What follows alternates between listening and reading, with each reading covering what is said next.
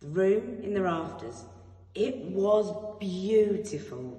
Winston was outside a toy shop and the golden glow from inside illuminated the snowy pavement around him. The window had been carefully designed so that it looked like a miniature version of Mistletoe Street.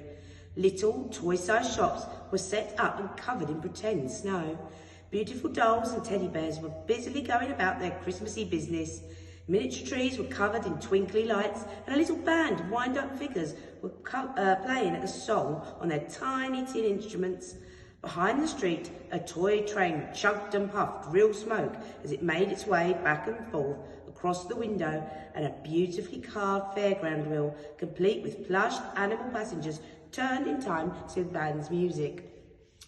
All of this was wonderful, but what Winston couldn't pull his eyes away from was the towering doll's house in the middle of the scene. The front had been opened so that you could peek at its 5 floors. Each room had been carefully decorated. Winston stood with his nose pressed against the glass. Through the front door, there was a hallway with a beautifully tiled floor and lamps that flickered warmly. A collection of tiny coats was hanging on a coat stand, and some Wellington boots, no bigger than a thimble, were drying on some miniature sheets of newspaper. On the floor below, a busy kitchen scene was being played out.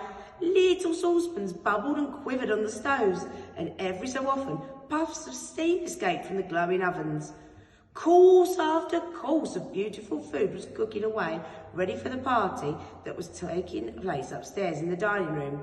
This was a grand room with ornate wallpaper and a large, for a doll's house, chandelier sparkling above the long table.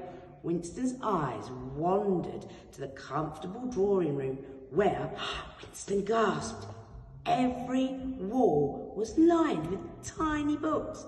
A plump armchair with a comfy cushion and a footstool was set in front of a roaring fire. Winston could just imagine sitting in that room after dinner with a blanket over his knees, having a nice little nap with a full belly.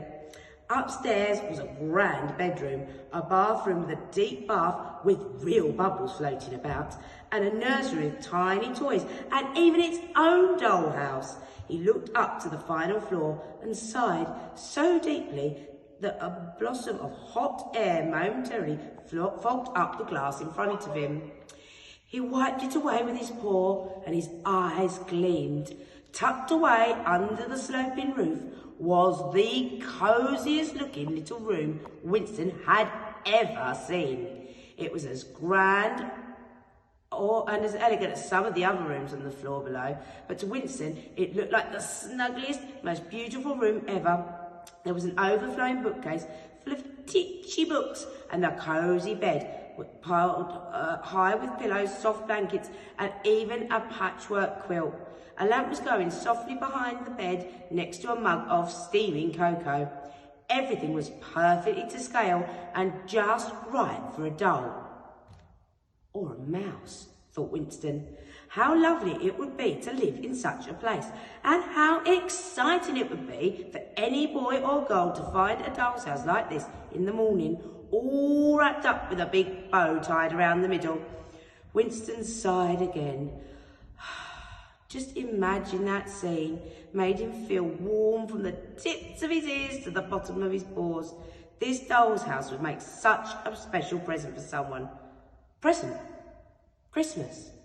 Christmas present. Winston shook himself.